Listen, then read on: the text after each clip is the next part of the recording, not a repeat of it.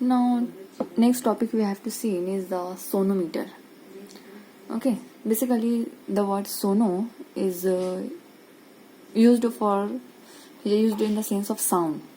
ठीक है, सोनो means sound and metre का मतलब होता है टू मेजर.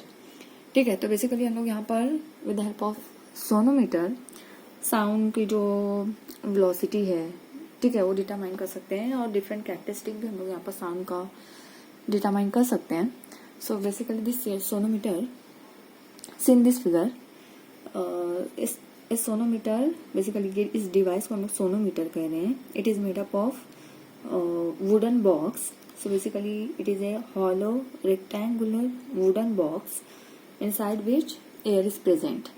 ठीक है, ये बेसिकली एक हॉलो रेक्टेंगुलर बॉक्स होता है, वुडन बॉक्स है जिसके अंदर पूरा एयर पार्टिकल्स हैं.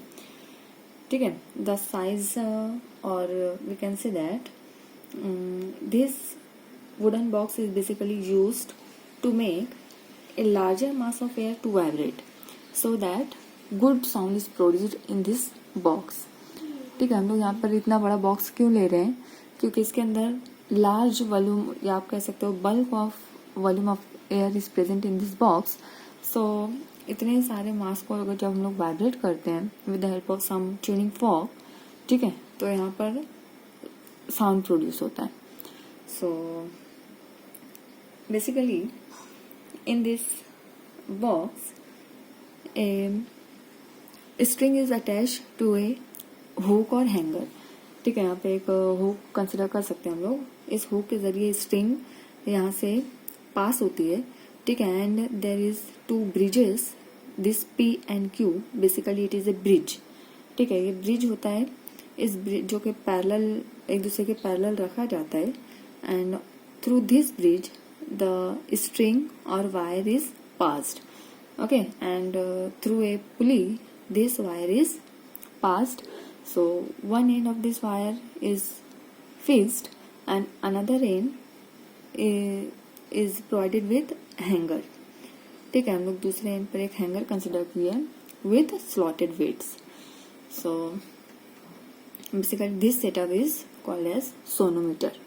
ठीक है, यहाँ पर हम लोग स्लॉटेड विथ मतलब टेंशन अप्लाई करने के लिए इस हैंगर पे यूज किया जा रहा है यहाँ पे. Now A be the position of bridge. ठीक है, ब्रिज को हम लोग इस लेंथ पर मूव कर सकते हैं. आपको जहां पर आपको गुड साउंड ऑब्टेन हो रहा है वहां पर आप ए बी पोजिशन आप सिलेक्ट कर सकते हो.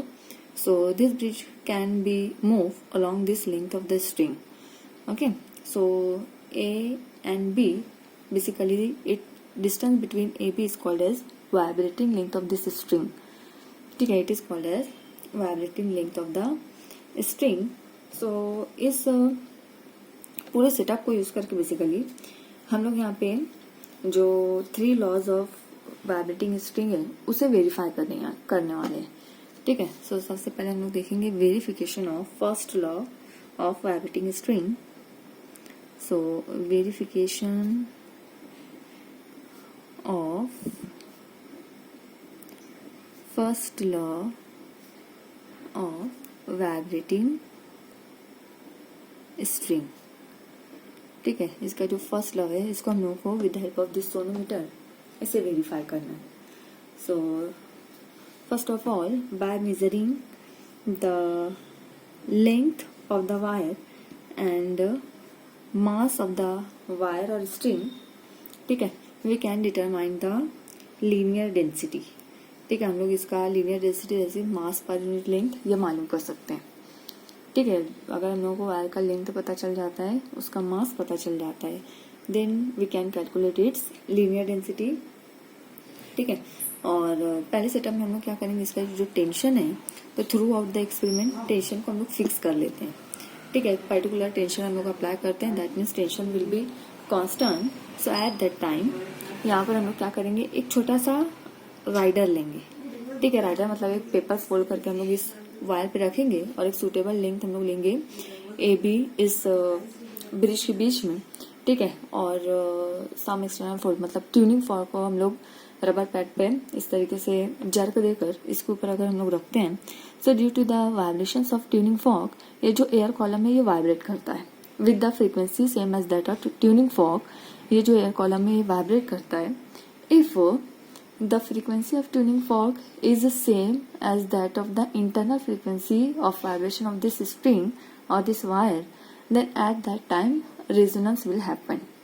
ठीक है, रेजोनेंस की कंडीशन क्या होगी कि हम लोग जो एक्सटर्नल फ्रीक्वेंसी यहाँ दे रहे हैं with help of the tuning fork, वो और ये वायर की जो इंटरनल फ्रीक्वेंसी अगर दोनों सेम हो गई, दोनों एक दूसरे से मैच कर गई, सो उस टाइम पे रेजोनेंस होगा।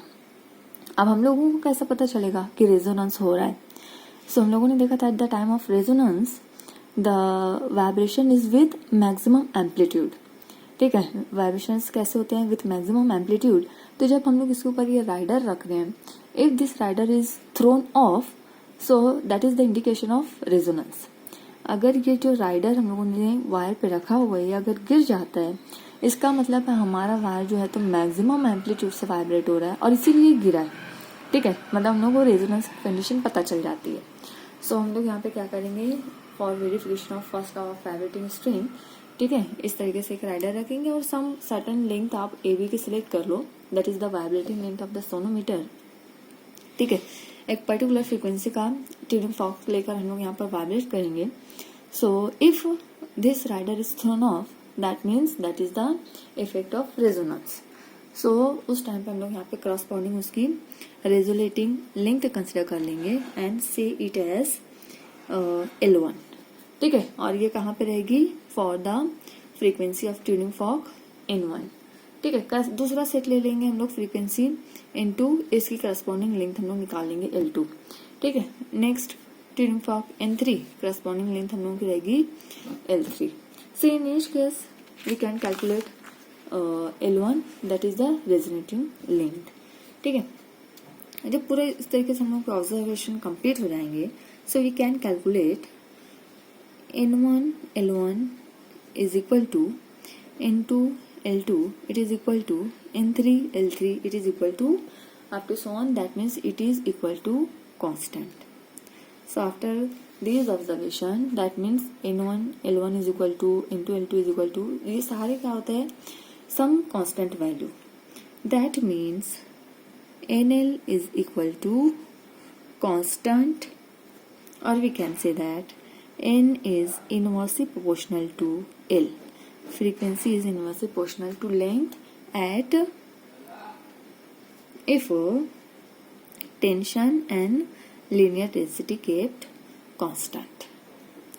ठीक है, तो हम लोग ये बता सकते हैं frequency is inversely proportional to vibrating length, and this is nothing but it is the first law of vibrating string. ठीक है, यही तो हम लोगों ने पढ़ा था, that N is inversely proportional to 1/L। ठीक है, तो ये चीज हम लोग यहाँ से भी प्रूव कर सकते हैं with the help of this sonometer experiment. ठीक है, so this is the verification of first law of vibrating string. Now verification of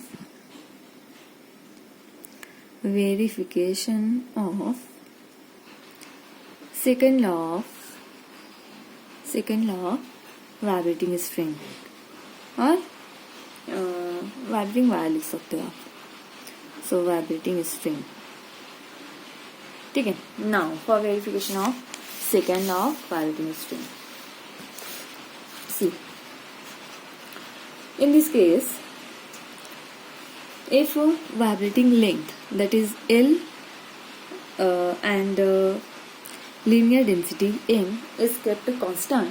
ठीक है, वाइब्रेटिंग लेंथ मतलब ब्रिजेस, दो ब्रिज के बीच का डिस्टेंस ये। ठीक है, ए बी की पोजीशन हम लोग अगर फिक्स कर देते हैं और दूसरा इसका लीनियर मास डेंसिटी अगर हम लोग फिक्स रखते हैं, तो उस टाइम पे by changing the tension of the string we can calculate the frequency.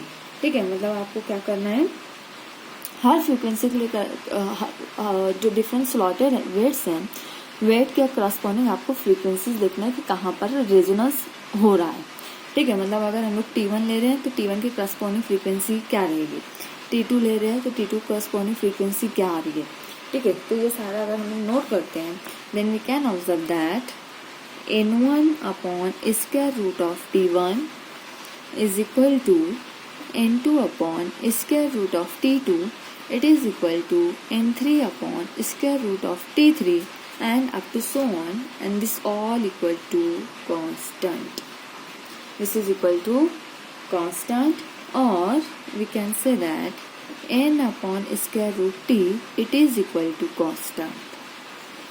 और यहाँ से हम लोग बता सकते हैं that n is proportional to, directly proportional to square root of t if L and m, that is length and linear density, kept constant.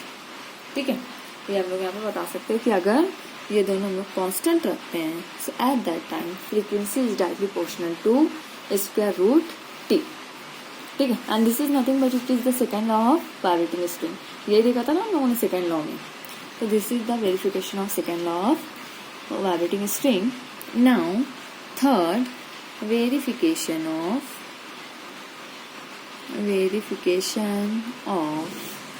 third law of vibrating string. ठीक है, थर्ड लॉ का हम लोग verification देखते हैं किस तरीके से हम लोग थर्ड लॉ को वेरीफाई कर सकते हैं.